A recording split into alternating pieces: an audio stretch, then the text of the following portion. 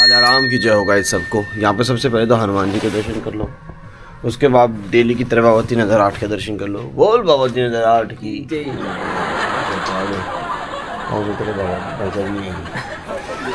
जय श्री राम भाई साहब आ गए। तो भाई साहब अब हो क्या रहा है देश में ना, ऑल इंडिया इमाम चीफ उनको फतवा जारी कर रहे हैं भाई साहब। फतवा जारी हो गया। फतवा तो देने पड़ा, मुझे नहीं पता था, वो फर्स्ट टाइम पता चल रहा है।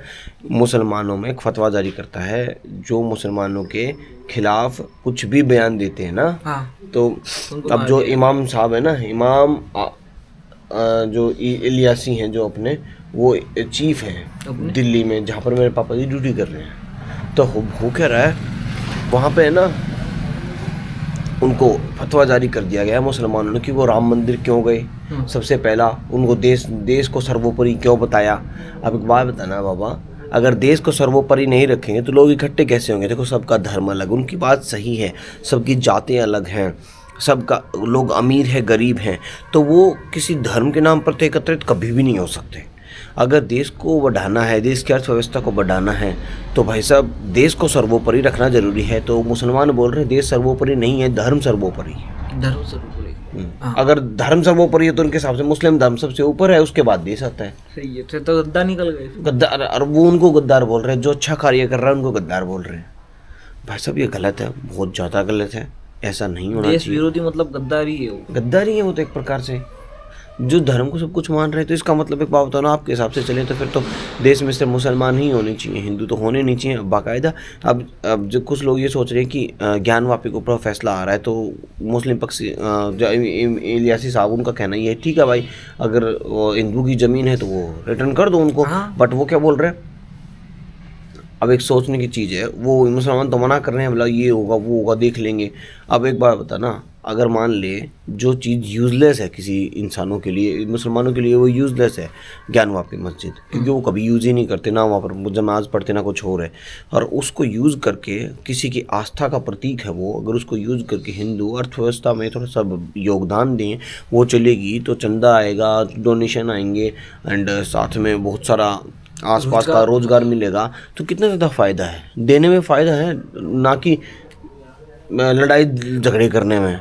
अब देखो क्या होता है, मैं तो क्या कोशिश करूँगा, मैं चाहता हूँ कि जितना जल्दी हो सके उतना जल्दी सुप्रीम कोर्ट इसके ऊपर आदेश दे और जल्दी फ्री कर दे इन चीज़ों को। आपके दो शब्द। तो जल्दी भी रोजगार, इससे भी रोजगार जल्दी मिल जाएगा, जल्दी मिलेगा। हाँ, ये दो शब्द मेरे, ये दो शब्द इलियासी साहब के लिए। इलियासी साहब सही साठ कर रहे, जो भी कर रहे सही साठ ही करना चाहिए उनको, ज्ञान भी हमें दे देना चाहिए, तो हम जल्दी से जल्दी मंदिर बना के और ये भारत को हिंदू राष्ट्र बनाने में। सुबह सुबह देश विदेश के हालचाल जानने के बाद हम सीधा उछल कूद करना स्टार्ट करते हैं, मतलब कि अपना सीधा जाकर अखाड़े के अंदर वार्म अप करना स्टार्ट करते हैं। हालांकि अखाड़े में आजकल अखाड़ा तो नहीं हो रहा है, by the way normal exercise तो कर ही लेते हैं जो भी हमारे पास रहती हैं। तो हम सोच रहे हैं कि कुछ दिन और यहाँ पर करके, हम सोच रहे हैं कुछ 10-12 दिन ही बचे, तो क्यों ना यहीं पर 75 हार्ड को कंप्लीट कर लिया जाए, तो टोटल 150 हार्ड कंप्लीट हो जाएगा हमारा। उसके बाद हम फिर से ग्राउंड को प्रैक्टिस करना स्टार्ट कर देंगे। उसके बाद हमने आज शर्त लगा ली थी, कैसे ना कैसे करके हमें ना पसीना लेकर आना है, और बाबा 3008 बोलते पसीना ला करके दिखाऊं मैं मान जाऊंगा। मैं चलो ठीक है। तो भाई आज हम पसीना निकालने की तैयारी करना स्टार्ट करते थे, भगवान शंकर की जय बोल करके, और सीधा लग जाता हूँ सपाटे लगाने के लिए। यहाँ पर 120 सपाटे लगाता हूँ 3 किलो के वेट के साथ में। काफी ज्यादा पसीना बोला था, ले आए, एक्सरसाइज करेंगे अभी। बट एक ही बात बाबा, बोले बाबा जी सा किसी में दम नहीं, और देसी किसी तक कहो नहीं। जय हरियाणा, जय भारत, जय मध्य प्रदेश। बस गाइस पसीना तो आ चुका था, बट है ना एक्सरसाइज यहाँ पर एंड नहीं करनी थी, हमें कुछ हाफ ही टाइम हुआ था हमारे एक्सरसाइज करते करते, और यहाँ पर बीच में हमने थोड़ी बहुत लेग की भी लगा ली थी, क्योंकि थोड़ा सा पसीना लाने के लिए लेग की लगानी काफ़ी ज़्यादा इंपॉर्टेंट रहती है। उसके तुरंत बाद हम अपने थोड़ा सा पेट की एक्सरसाइज करते हैं, और पेट की एक्सरसाइज करने के बाद में सीधा हम पहुँच जाते हैं कॉलोनी में, जहाँ पर हम बजट फैलाते हैं डेली की तरह। देखिए मज़ा आएगा। हम कॉलोनी के अंदर आ गए हैं टहलने, और पसीना निकाल के काफ़ी ज़्यादा मज़ा आया, काफ़ी ज़्यादा खुशी फील हुई। बाबा ने भी निकाला पसीना बाद में, इतना अच्छा लगा। आज क्यों रहा है? हाँ तो मैंने बताया नहीं, आपने बताया। सीटी बज गई। By the way Hemant Soren Jharkhand के सीएम है, जहाँ की अब फिर से मतलब इंडी गठबंधन वाली बातें आ रही हैं, टूटेगा नहीं टूटेगा, क्या होगा। ईडी जांच पड़ताल कर रही है। सीएम साहब आवाज़ से गायब हैं, 48 घंटे से ढूंढ रही थी, अब मिले हैं। तो अब भाई साहब पता है वो अपनी पत्नी को शायद सीएम बना सकते हैं। बहुत बसर चल रही है यार लाइफ। पत्नी को क्यों बना सकते हैं? क्योंकि फिर अगर नहीं बनाएंगे तो फिर उनकी पार्टी में से सीएम कोई दूसरा बनेगा।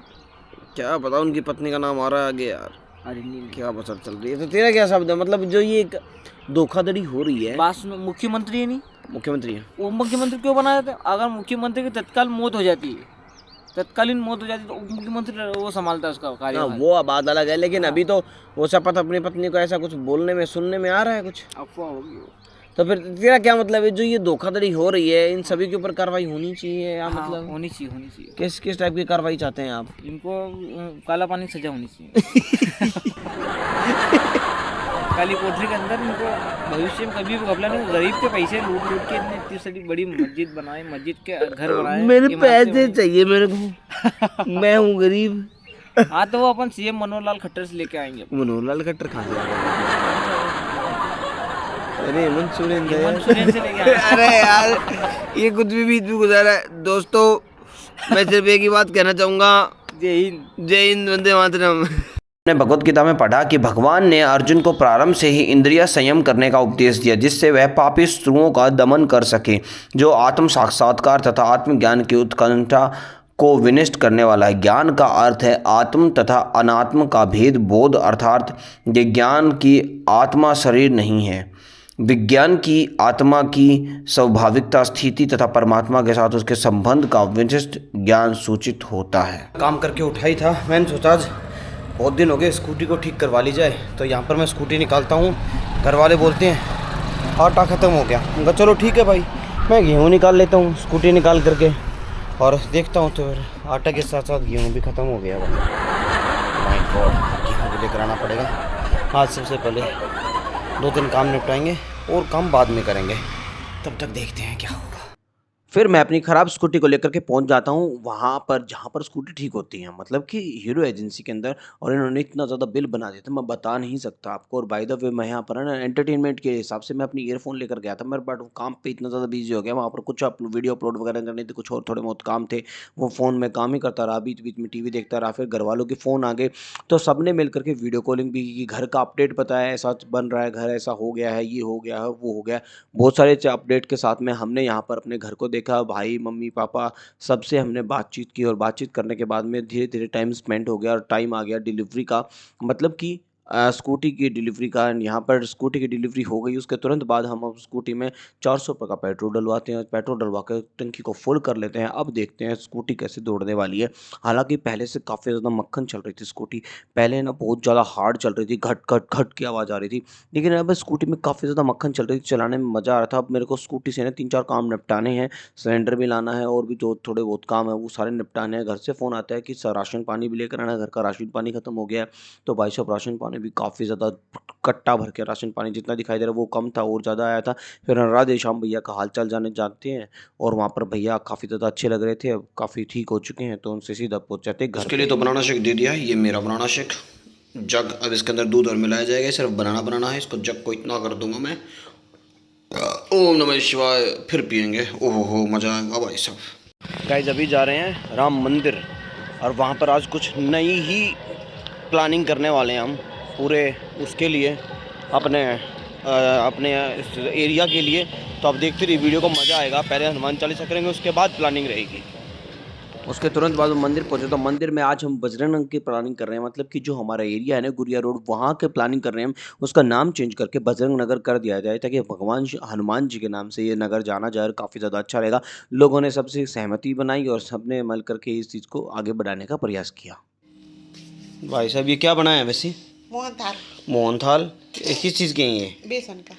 बेसन के मोहनथाल। हलवा, अरे तो पागल बना रही है रे मेरा। ऐसे ही देते वो। हलवे को मोहनथाल बता रही है भाई, पर जो भी है खा के देखते हैं।